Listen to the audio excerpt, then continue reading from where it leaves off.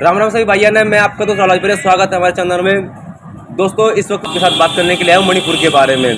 मणिपुर जल रहा है 80 दिन से और मणिपुर में जो बर्बरता हो रही है, जो दो समुदाय के लोग आपस में लड़ रहे हैं और जो वहाँ की जो महिला है उनके साथ में बलात्कार हो रहा है, उनके साथ में अभद्र चीज़ करी जा रही है, गलत व्यवहार हो रहा है और भी बहुत सारी चीज़ें वहाँ पे हो रही है। लेकिन इसके ऊपर जो इस वक्त गवर्नमेंट है, इसको हम बोलते हैं भाजपा सरकार है, क्योंकि केंद्र में भी भाजपा है और राज्य में भी भाजपा है। मणिपुर में ना तो जो उसके वहाँ के मुख्यमंत्री उसका इस्तीफा लिया गया और नई चीज़ पर कोई कार्रवाई करी गई, 5-6 आदमी को पकड़ लिया गया और फिर छोड़ दिया गया। लेकिन आज वहाँ की हालत ये है कि वहाँ के बच्चों को हथियार उठाने पड़ रहे हैं, क्योंकि वहाँ पे सरकार नाकामी छुपाने के लिए असमस्त है कि भाई उनको कुछ नहीं पता कि करना क्या है, फैसले नहीं ले पा रहे हैं। लेकिन जो देश के प्रधानमंत्री हैं वो हमारे दिल्ली में प्रगति मैदान में उद्घाटन करते फिर रहे हैं, उद्घाटन कर रहे हैं, ड्रोन चला रहे हैं, सेल्फी ले रहे हैं और बता रहे हैं कि मैं अपील करता हूं कि राज्य सरकार से कि अपने अपने राज्य में संभालो।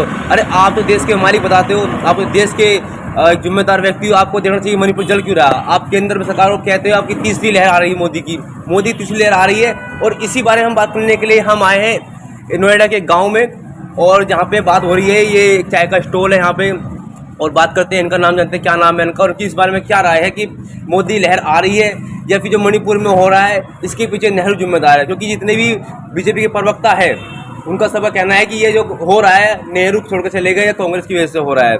क्या इस वक्त वहाँ नेहरू है यहाँ पे? क्या इस वक्त वहाँ पे कांग्रेस की सरकार है? क्या इस वक्त केंद्र में सरकार कांग्रेस की है? नहीं, हर जगह बीजेपी की है। लेकिन जब बीजेपी के पास कुछ बोलने का नहीं होता है, उसका काम यही है कि कांग्रेस पर छोड़ दो। कश्मीर का मुद्दा नेहरू, आज के टाइम में अगर कोई भी कुछ दिक्कत होती है तो नेहरू छोड़ जाते हैं। तो इसी पे बात करने के लिए हम चर्चा करने के लिए नोएडा के एक गांव में आए हुए हैं, और ये यहाँ का बहुत प्रसिद्ध चाय का स्टॉल है। यहाँ पे उनसे बात करने, उनका नाम क्या है और जानते हैं इसके बारे में क्या बात है। क्या नाम है आपका? अशोक चड्डा। अशोक चड्डा जी। तो मैंने सुना है आपकी चाय का स्टॉल बहुत मशहूर है यहाँ पे। जी सर। तो चाय अच्छी मिलती है? जी बिल्कुल अच्छी भी देते हैं, हम क्वालिटी की चाय देते हैं। तो आजकल जो आपने देखा है मणिपुर जल रहा है, कम से कम 80 दिन हो गए इसके बारे में, सरकार जो है बीजेपी की सरकार है, इसके बारे में आप क्या विचार रखते हैं आप? देखिए सर, पहली बात तो बीजेपी प्रशासित राज्य है, उनको संभालना चाहिए, जो कि केंद्र में भी है और राज्य में भी है। और जो दलितों के साथ दलित व्यवहार जो वहाँ पे हो रहा है वो बहुत ही शर्मनाक है और इसकी कड़ी निंदा करते हैं हम लोग। हमने बीजेपी को वोट दिया है और बीजेपी को पूर्ण बहुमत से सरकार दी है, लेकिन इसके बारे में हमारे प्रधानमंत्री जी को, गृह मंत्री जी को, सबको सोचना चाहिए कि भाई एक दलितों के साथ ऐसा क्यों हो रहा है। दलितों ने बढ़ चढ़ के हिस्सा लिया है इस सरकार को लाने में, और इस बार ऐसा नहीं होगा। अगर ऐसा ये नहीं रोका गया तो इस बार सरकार मुंदे मुँह जाएगी। तो कहीं ना कहीं इसका असर चुनाव पे होगा, उसको खामियाजा भुगतना पड़ेगा। क्यों नहीं होगा, बिल्कुल होगा, क्योंकि यूपी में जो चुनाव हुआ था दलितों ने बढ़ चढ़ के हिस्सा लिया था। इस बारे में सरकार को देखना चाहिए कि दलितों के साथ ऐसा व्यवहार हो रहा है, उनके बच्चों के साथ रेप हो रहे हैं या उनकी महिलाओं के साथ दुष्कर्म हो रहे हैं, मारा जा रहा है दलितों को। ऐसा क्यों? ये कहीं ना कहीं नाकामी है सरकार की। आज वहाँ के जो बच्चे हैं, जो वहाँ के स्टूडेंट हैं, उनको हथियार उठाने की नौबत आ गई है। भाई उठाने पड़ेंगे, मजबूरी है, क्या करेंगे। अगर अपने परिवार में बात आएगी तो कोई भी उठाएगा। अगर हथियार की बात है तो हथियार उठाने पड़ेंगे, मजबूरी है। अगर सरकार नाकाम हो रही है तो सरकार क्यों बनती है? एक सरकार इसलिए बनाई जाती है कि भाई हमारे प्रदेश का एक राजा है, हमारे यहाँ दंगा क्यों नहीं हो रहा है। हमारे यूपी में कोई दंगा करके दिखाओ, क्योंकि यहाँ पे हमारा जो राजा है वो एकदम निष्पक्ष आदमी है। उनको एक्शन लेने में 2 मिनट लगेंगे, एक भी पत्थर नहीं फेंक सकता कोई। बात नाम जान सकता हूँ, क्या नाम है उनका? आदित्यनाथ योगी आदित्यनाथ। तो आप मणिपुर के लोगों का कहना ये है कि योगी आदित्यनाथ को यहाँ का मुख्यमंत्री है, इनको सौंप दिया जाए। नहीं, ये चीज़ें नहीं हो रही है, ये तो गलत है। एक योगी कहाँ संभालेगा? ये तो उनको, जो उनका वहाँ का जो प्रेसिडेंट है उसको ये चीज़ें देखनी चाहिए ना। जो वहाँ पे लोग चुन के सरकार बनाई है वो उनको करना चाहिए। आपने एक सोशल मीडिया पे एक वीडियो चल रही है इसमें कि 2 लड़कियों को नंगा दौड़ा जा रहा है कम से कम 10-12 किलोमीटर तक। सर मैं भी देखा हूँ, मैं भी फिर उसके भाई को, उसके पिताजी को इसलिए मारे क्योंकि उन्होंने उसका विरोध करा है।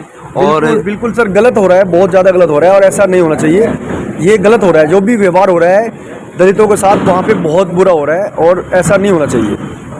आपने एक चीज़ और वहाँ पे देखा होगा, सुना होगा आपने अक्सर कि जो कर्नल था यहाँ का, जो रिटायर कर्नल है वहाँ पे फौजी का, उसने अपनी बीवी को बताया, जिसने LOC पे जाके रक्षा करी देश की, वो आज अपने परिवार को बचाने के लिए असमस्त है और सरकार चुप बैठी है, न कि वहाँ का जो मुख्यमंत्री इस्तीफा दे रहा है। देखिए, ये इनकी सोची साजिश है, ये ऐसा कुछ नहीं करेंगे। हम तो ये कह रहे हैं इस्तीफा ना दो, कम से कम एक्शन में तो आओ। आप दलितों को क्यों टारगेट कर रहे हैं? आपके पास मुद्दा क्या है? हिंदू मुस्लिम करो और राज करो, लेकिन दलितों को तो कम से कम आपको वोट दिया है यार, आप उनके बारे में ऐसा क्यों कह रहे हैं? आप उनके बारे में ऐसा क्यों कर रहे हैं बताइए? दलितों का तो सबने नीचा दिखाया है। अब सरकार का ये दायित्व बनता है कि आप सरकार को तुरंत एक्शन में आना चाहिए और जो विरोधी हैं, अपराधी हैं, उनको दंड दिया जाए, सजा दी जाए, जेल हो। तो आपकी तरफ से उनकी ओर सजा पकड़े जाए तो क्या सजा होनी चाहिए उनके कम लिए? से कम जो बंदे ने गलत किया है उसको तो कम से कम फांसी होनी चाहिए, कम से कम फांसी की मांग इससे करते हैं। बिल्कुल मैं तो कहूँगा कि बहुत जल्द फांसी हो, और बल्कि बीच चौराहे पे खड़े होकर गोली मार दी जाए तो ज़्यादा अच्छा है, क्योंकि फिर किसी में हिम्मत नहीं होगी कि भाई वो करें बाद में। तो यही कहेंगे प्रधानमंत्री जी से कि प्रधानमंत्री जी आप मणिपुर में देखिए क्या हो रहा है, वहाँ दलितों के साथ अत्याचार हो रहा है, ऐसा नहीं होना चाहिए। वो तो देख के भी चुप बैठे हैं। हम तो यही रिक्वेस्ट करेंगे कि सर आप अपने मुख्यमंत्री से बात करो और उनको बोलो कि जल्द से जल्द कार्रवाई हो। इस वक्त हमारे जो देश के प्रधानमंत्री उनका कहना यह है कि तीसरी लहर आने वाली है। देखिए मोदी अगर अच्छा काम करेंगे बिल्कुल तीसरी लहर आएगी, अगर अच्छा काम करेंगे तो बिल्कुल तीसरी लहर आएगी, और अगर नहीं करेंगे तो फिर ये दूसरी लहर भी खत्म हो जाएगी। जैसे मणिपुर चल रहा है, ऐसे तीसरी लहर क्या आप उम्मीद करते हो? कि नहीं, ऐसे तो नहीं होगा, क्योंकि जो हमारे दलित भाई बहन हैं वो बिल्कुल सपोर्ट नहीं करेंगे। मुस्लिम तो करते ही नहीं है, दलित भी नहीं करेंगे, तो फिर कैसे सरकार बना लेंगे? अब की बार मोदी सरकार का दावा है, लेकिन अब की बार कुछ लोगों का मत ये है कि प्रधानमंत्री को रिटायरमेंट लेना चाहिए। उनकी उम्र हो चुकी है, 72 साल के हो चुके हैं, 72 साल के। अब योगी आदित्यनाथ जी को मुख्यमंत्री और प्रधानमंत्री होना चाहिए। तो इसके बारे में आपकी कुछ राय? देखिए उनके अभी शासनकाल में 3 साल हैं उनकी उम्र में, 3 साल के बाद देखेंगे वो प्रधानमंत्री जी फैसला देंगे, क्योंकि ये भाजपा ने ही उम्र तय करी थी कि 75 साल तक ये हो सकता है, और उसमें तो कोई नहीं है, उनकी मर्जी है। कहीं ना कहीं प्रधानमंत्री को अपनी गद्दी से लगाव है। लगाव सबको होता है सर, लगाव तो एक चपरासी को भी होता है, वो तो प्रधानमंत्री जी हैं। तो आज जो मणिपुर में ऐसी जो घटनाएं हो रही हैं, तो क्या बीजेपी की अगर तीसरी लहर आएगी तो उम्मीद करते हैं कि दोबारा ना हो, ऐसी हो सकता है? बिल्कुल सर, हम तो यही कहेंगे कि आगे से ऐसी घटनाएं ना हो, देश में कहीं भी ना हो, जम्मू कश्मीर से कन्याकुमारी तक कहीं भी ना हो ऐसी। और मैं प्रधानमंत्री से रिक्वेस्ट करूंगा हाथ जोड़ के कि आप तो सब कुछ जानते हुए भी आपको दलितों ने बहुत सपोर्ट किया है, दलितों के साथ ऐसा अत्याचार ना हो। आपसे मेरी आपके हाथ जोड़ के विनती है प्रधानमंत्री जी कि आप तुरंत अपने चीफ मिनिस्टर साहब से बात करें और वहाँ पे सख्त कानून की कार्रवाई हो। मैं तो ये लेकिन जब मोदी जी आए थे तब उन्होंने कहा था कि मैं चौकीदार हूँ। आज चौकीदार के होते हुए ऐसा देश में हो रहा है, लोग बाग पैसा लेके भाग रहे हैं विदेश में, ऐसे मणिपुर जैसे कांड हो रहे हैं। तो इसके बारे में कुछ बताएंगे आप? क्योंकि देखिए सर, बोल नहीं रहा है। देखिए सर, चौकीदार ठीक है, चौकीदार हैं वो हम मानते हैं, लेकिन कभी कभी चोरी हो जाती है, चौकीदार के पैरे में भी चोरी हो जाती है। उसके लिए कानून बनाए में भाई, हम उनके विरोध में नहीं है, हम उनके पक्ष में है। वे चौकीदार हैं, चोरी हो जाती है, आदमी चोरी कर लेता है चौकीदार के रहते भी, लेकिन ऐसा नहीं है। उसके लिए कठोर से कठोर कानून बना के उनको दंड दिया जाए। हम तो ये जानते हैं सर, इनको जितना भी जल्दी हो सके चीफ मिनिस्टर साहब को हरकत में आना चाहिए, मौके पे जा कर के मुआयना करके, और एक जांच कमेटी बनानी चाहिए। उसके बाद जितने भी अपराधी हैं, वो चाहे कोई भी हैं, किसी भी बिरादरी से आ रहे हो, किसी भी मजहब से हो, उसको तुरंत पकड़ के कार्रवाई करी जाएगी।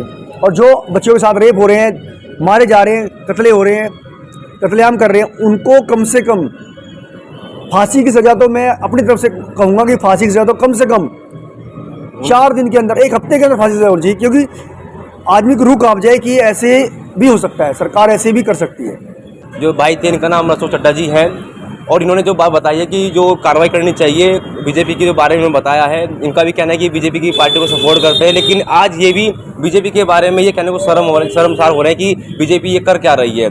जो वहाँ के जो मुख्यमंत्री को इस्तीफा देना चाहिए, और जो भी अपराधी हैं उनको जल्द से जल्द पकड़ के फांसी की सजा होनी चाहिए, इनकी मांग है। अगर आप इनकी बात से सहमत है, अगर आपको लगता है कि ये चीज़ें बिल्कुल सही है, तो प्लीज़ कमेंट बॉक्स में जरूर बताइएगा। फिर मिलेगी नई वीडियो, तब तक के लिए जय हिंद, जय भारत।